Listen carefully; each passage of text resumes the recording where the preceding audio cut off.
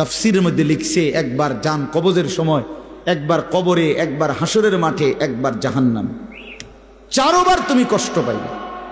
কোরআন শরীফে আছে প্রত্যেক নাফরমান পাপী, বিশেষ করে বেনামাজি, এই ছেলের আল্লাহর তোহাই তোমাদের হাতে ধরে বলি ভাইয়া, কোরআন শরীফে আছে, আল্লাহ বলছে যারা নামাজ পড়ে না, মালাকুল মউত আজরাইল খোদার কসম জান কবজের সময় কলিজা থেকে রুহুটা টান দিয়া ছিঁড়া ফেলবে,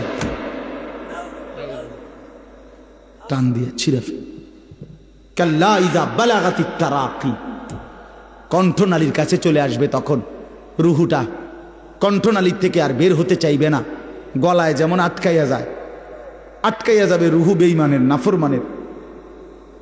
তো ফেরেশতা আল্লাহর নবী বলেন, মালাকুল মউত আজরাইল টাইনা হেসরাইয়া ছিঁড়া ছিন্ন ভিন্ন করে রুহুটা টেনে বের করবে। কেন এমন করলো? এমন নির্মম মৃত্যু হলো কেন? এমন ভয়ানক মর্মান্তিক মৃত্যু কেন হলো? কোরআন শরীফ আল্লাহ সরাসরি বলছে, ফালা সাদ্দাকা ওয়ালা সাল্লা, কারণ হলো সে আমি আল্লাহকে বিশ্বাস করে নাই, ওয়ালা সাল্লা, এবং কি করে নাই, এবং কি করে নাই, সরাসরি কোরআন আল্লাহ বলছে তোর কলজা ছিড়ালাম আমি, একদম টাইনা ছিঁড়া ফেলবো তোরে বেটা। হ্যাঁ, তুমি সালাক মনে করেছ না, মাতবর, মাতবর পাদ্দুগা খাইয়া টোটো টোটো করে গরো মনে করো মাতবর, হ্যাঁ তাফালিং করো, কেউ তোমারে কিছু বলে না, ছাগল তোমারে কেউ দেখতে পারে না, দেখে না কিছু বলে না। আমারে তো ছোটবেলার থেকেই আমার মা, আমার বাবা, আমার ভাই, আমার আত্মীয় স্বজন আমারে আগলাইয়া রাখছে, নজরে নজরে রাখছে। তোমারে কেউ দেখতে পারে না, তোমার উপরে যে খোদার গজব, এই জন্য তোমার মা ডাকে না, বাপে ডাকে না, গ্রামের কেউ ডাকে না।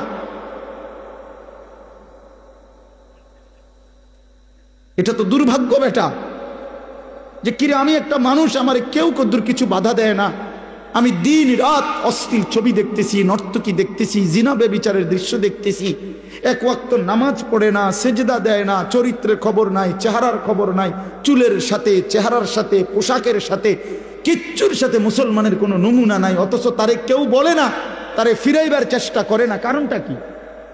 তার উপরে যে খোদার গজব পড়ছে।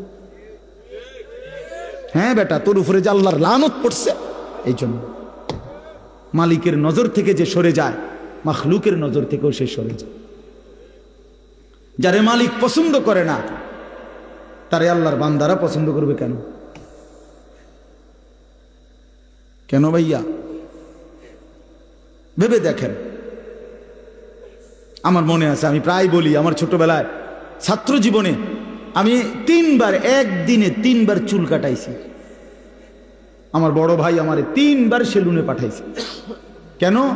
এই ডিজাইনের চুল তো আমাদের সময় ছিলই না, শুধু সামনে পিছনের চুল একটু একটু 19-20 হয়েছে, বলছে না হয়েছে না, সমান হয়েছে না, আবার যাও, আবার যাও, আবার যাও।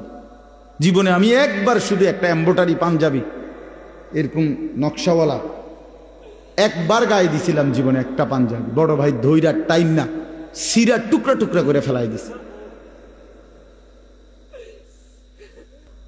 এই জন্য ছেলেরা আমি মাঝে মাঝে এটা অস্থিরতা বোধ করে বলি, আমার ভাই, আমি তোমার পরিবর্তন চাই, আমি তোমার বদলানো দেখতে চাই। তুমি নষ্ট হইও না, তুমি বরবাদ হইও না, চরিত্রহীন হইও না ভাইয়া, কষ্ট পাইবা, শেষ পর্যন্ত তুমি একলাই থাকবা। এই বন্ধুরা কেউ থাকবে না, এই মোবাইল কেউ থাকবে না, এই ফেসবুক, এই ইউটিউব, এগুলো থাকবে না দোস্ত আমার। খুব অল্প সময়ের ব্যবধানে আমি তুমি সবাই পৃথিবীর মায়া ছেড়ে চলেই যেতে হবে, খুব দ্রুত। যুবকও কবরে চলে যায়, বয়স্ক মানুষও কবরে যায়, কোলের বাচ্চাও কবরে চলে যায়। আল্লাহ তাআলা আমাদেরকে বুঝ দান করেন, আল্লাহ তাআলা আমাদেরকে কবুল করে নেন।